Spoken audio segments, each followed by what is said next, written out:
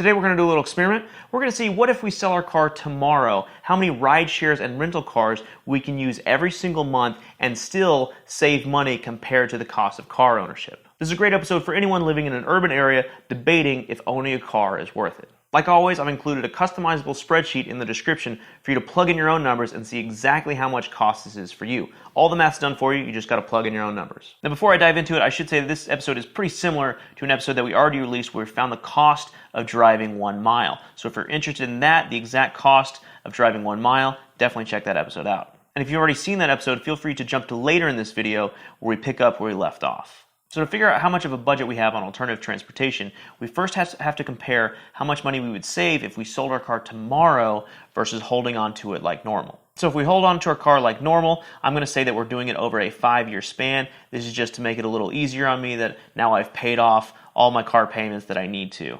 So if the total original cost is $19,000, I'm using my own numbers right now. Please download that spreadsheet and plug in your own. But my total cost is after interest, after tax, after everything was $19,000. My expected sale at the end of that 5 years is going to be $12,000. That gives me a depreciation of $7,000.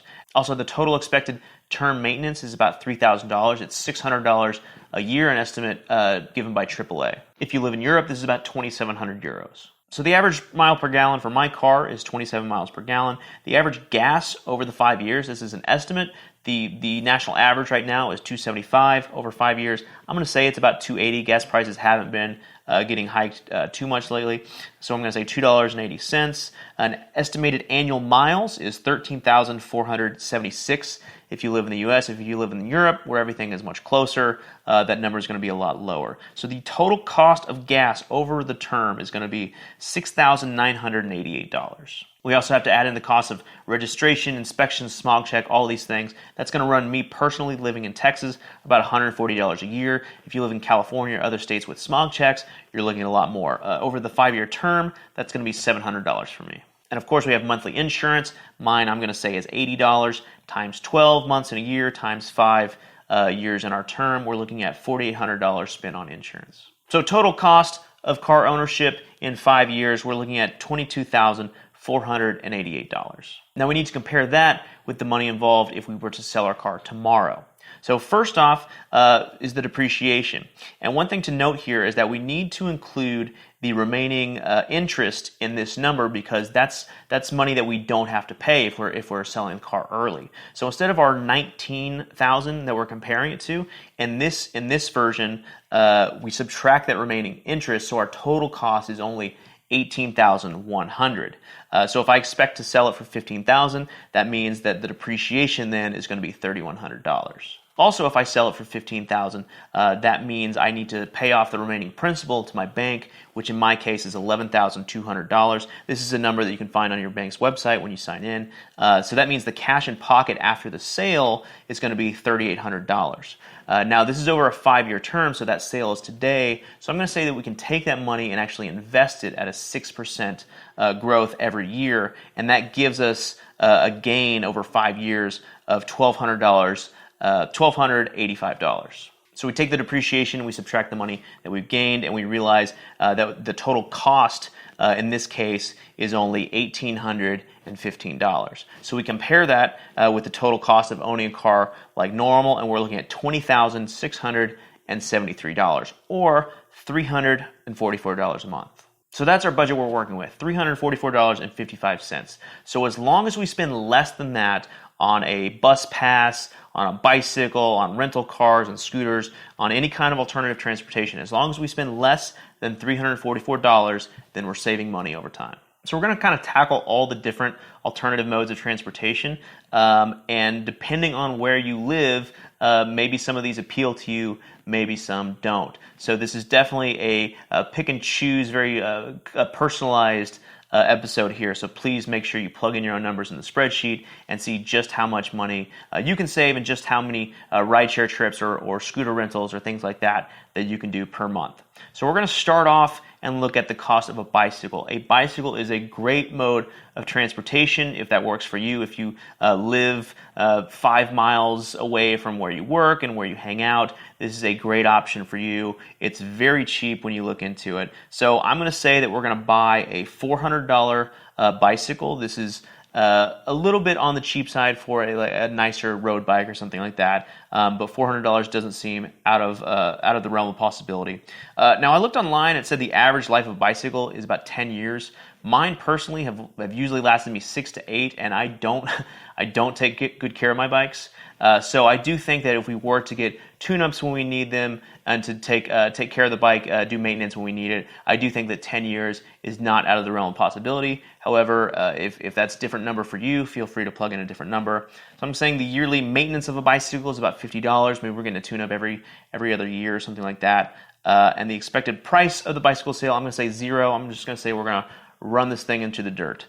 So for me, the monthly cost of owning a bicycle over these 10 years is only going to be about a little over $7, almost $8 monthly cost of a bicycle. That's a great price for any kind of monthly transportation, especially considering when you have a bus pass or train pass or anything like that. You're always waiting on the bus, you're waiting on the train, and when you own a bicycle, it's kind of tailored to your own time, so it's a really great means of alternative transportation. So we're also going to look at the monthly price of public transportation.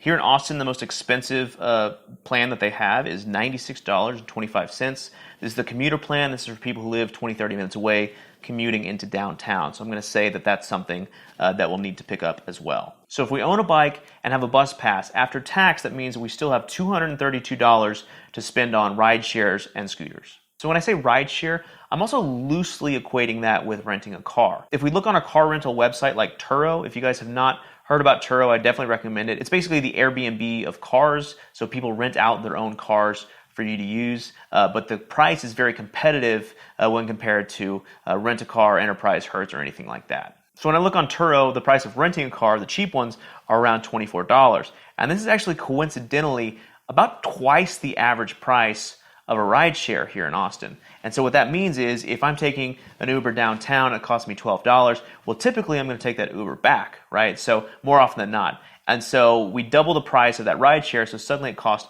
$24 to take a rideshare, which is basically the price of renting a car. So when I say rideshare, let's just know that roughly also translates to renting a car as well. So if we have $232 to play with, that means that total, the number of rideshare trips, so there and back, or days of rental car, that means total we're looking at only 9 trips allowed per month. So if you have a bicycle and you have the bus pass, do you think that you can use less than 9 rideshares per month?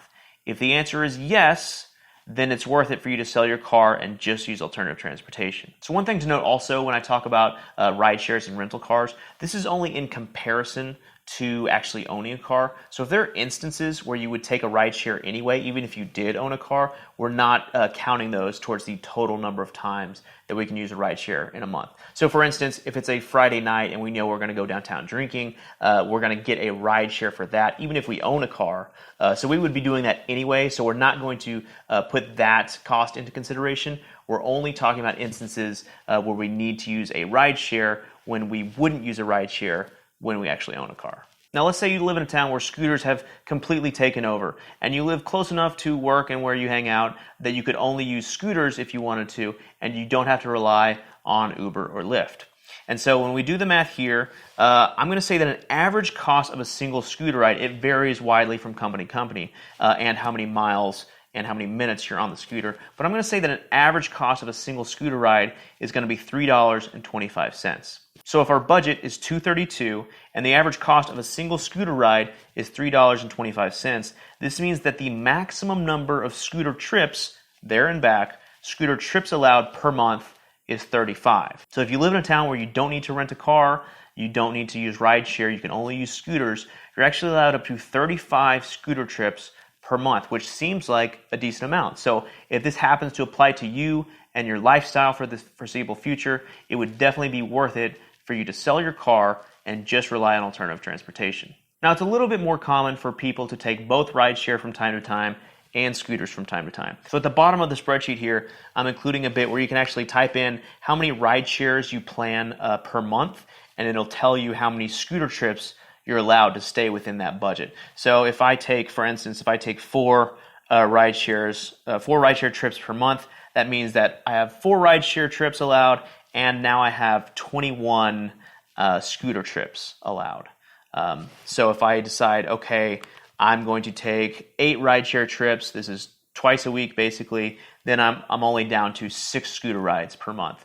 So if that's interesting to you, go ahead and jump in that spreadsheet, and you can kind of play around and kind of type in different numbers and see exactly how many rideshare trips and scooter trips you're allowed to make. So this was an eye-opening episode for me, realizing just how much money that I'm spending on my car. And nowadays with rideshare, scooters, bikes, trains, so many different alternative transportation options available, just really how much money you can save by going alternative transportation compared to sticking to owning a car. So this is great knowledge for anyone living in any kind of urban area where you have access to all these means of transportation. Well, that was this episode of Make Money Math Time. Hope you guys liked it. This channel is still very new, so please make sure you comment below. Let me know what you like, what you don't like, and what you'd like to see in the future. Make sure you subscribe, hit the bell icon, do all that good stuff, and tune in every Monday morning where we do math to make money.